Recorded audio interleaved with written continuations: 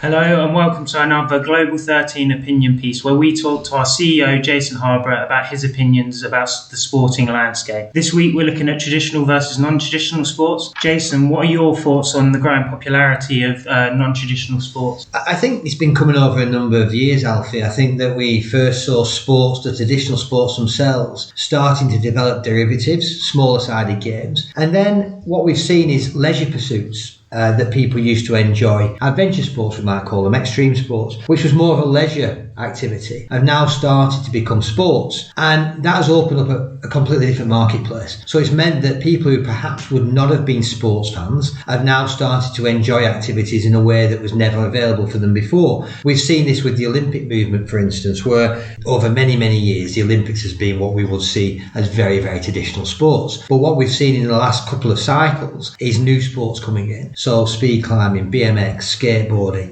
other sports that are beginning to be developed that we're seeing there. And that opens up a very different marketplace. It opens up probably a younger demographic. It opens up a sporting landscape that wasn't there before. And it means that the whole family can start to enjoy mega sports events, which perhaps they didn't before. So I see them as having a huge effect on the way we think about sports. And I see them as being a huge growth potential for certain territories in the world too. And building on this, what do you see the future for traditional sports, and how do you think the two will potentially blend together in the future in terms of the broadcasting and future competitions like the Olympics? I think that there will always be a place for our traditional sports, of course. We've got long heritage watching and enjoying those sports. But I think there's a really nice mix and match between the two. One of the sports which is really exciting me at the moment is these speed climbing events. So who would have thought you'd have watched climbing and been excited about it? You wouldn't have done. A few years ago, it would have been a very long programme with not a lot to watch, and you'd have to be a real enthusiastic to enjoy it. What we're seeing now, I was just watching one the other day on TV, was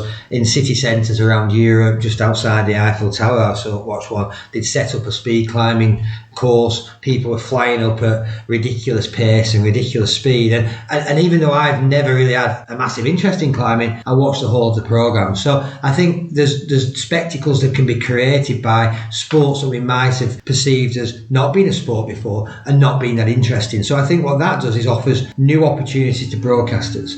What we've got is a broadcasting landscape which is dominated by traditional sport, in the main football and cricket and rugby and athletics and swimming and these type of sports, and the main broadcasters have bid for and won those type of events. What we find with the new emerging sports is that there's something new for the new broadcasters. There's also gaps on the main broadcaster's schedule as well, so it enables that sport to be promoted to a wider market, and it just creates a real menu of sport. It's like the Sky Sports approach 30 years ago, where they knew they needed football, they wanted rugby, they wanted cricket, but they had to fill in the gaps, and they started to offer opportunities for lots of minority sports. Netball grew on the back of that, of course. So yeah, I'm excited by what can be seen, what can be watched. I'm also excited about this emergence of adventure and urban sports, because I think, with the advent of technology, better safety regulations, opening up of new territories, as people know, we do a lot of work in the Middle East.